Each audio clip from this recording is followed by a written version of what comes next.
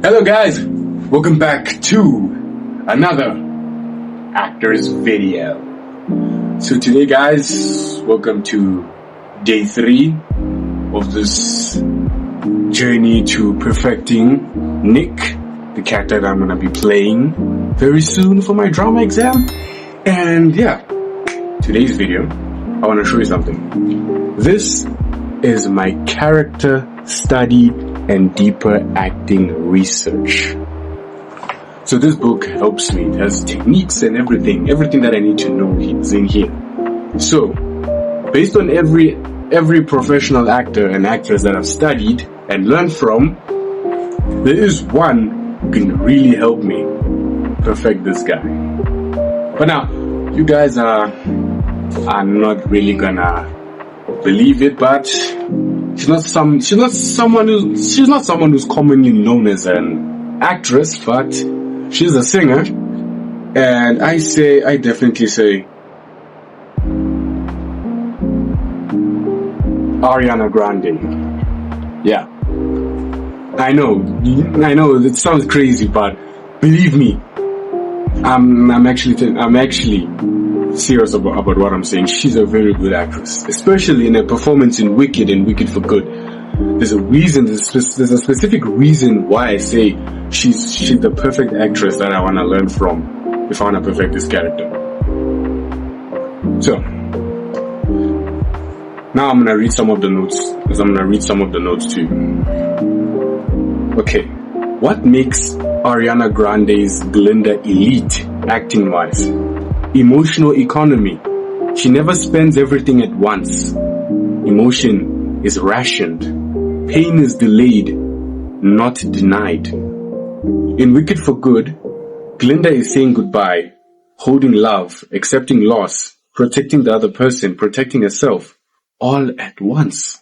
Just like Will. Will is carrying pain, he's carrying addiction, he's carrying depression, he's carrying loss, he's carrying all of his problems. All at once, just the same way as Glinda. That's 2-layer acting at a professional level, based on what the notes are saying. See? Vocal restraint as acting. Notice softer vowels, breathe before phrases, held pauses. From Nikki from the Vortex, stillness under pressure, intellectual masking, late emotional release. You see what they mean by intellectual masking, right? When Will is talking about, when he's talking about something, he usually hides something. Like he could tell you something straightforward, but he won't exactly tell you the truth.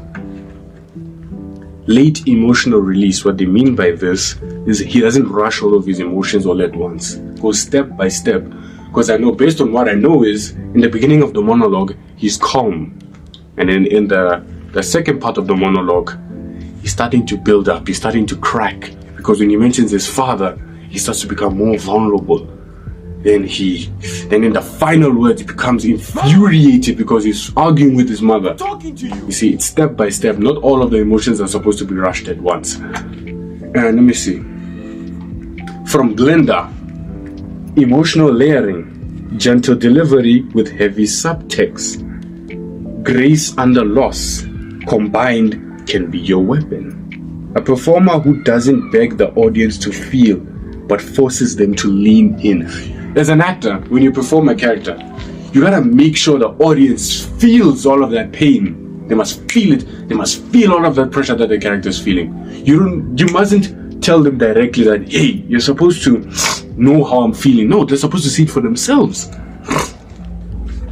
You see? Let me see what else is here. The core. Now. The core acting challenge. Now here, this week, one of the scenes. This scene, one of the most important scenes in the film in Wicked for Good. This scene allows Ariana to let go of status, surrender control, stop performing niceness, face grief without melodrama. You see, the thing that has astonished me the most about this performance by Ariana is that she had to let go of a pop star culture, and yeah, you know what I mean. She had to forget who she was to play the role. That means she had to completely forget herself to perform this role. Instead of creating her own fears, she had to create fears for Glinda, which is something which she did, and I think it's very intelligent. Because normal actors or say average actors or just standard actors, or I don't know how to explain it, but there's a technique by Stanislavski that's called emotional memory. Because there have been certain moments in our lives that are really adjacent, and I've experienced a lot of grief. I've experienced a lot of loss, and I also know what it feels like to perform through it. In which an actor takes an emotional memory from the past, which they felt before, and put it into that role which demands that emotion, which makes it more realistic. I think that's kind of what she's doing a lot in this second movie, especially. So yeah, it feels tricky. So I kind of had to really put that away and go deep on designing what her traumas, her experiences were, so that I could use only those. It's like she's doing this, but she's creating her own like emotional scars and fears for Glinda, which is very intelligent. Okay, so what else is here? The eyes. One thing, when you play a character which is broken or a character which is very deceiving, you gotta the audience need to read your eyes. The eyes, moisture without crying, blinking slows, gaze lingers too long. Sometimes certain roles, certain broken characters don't really cry, but you gotta show that they are hurting inside. An exercise for you or for me: deliver a line while allowing the eyes to react. No mouth movement. I've got to use my eyes to communicate. I don't know how I'm gonna do that, but yeah. The mouth, lips pressed together, holding back. Small half smiles that fail.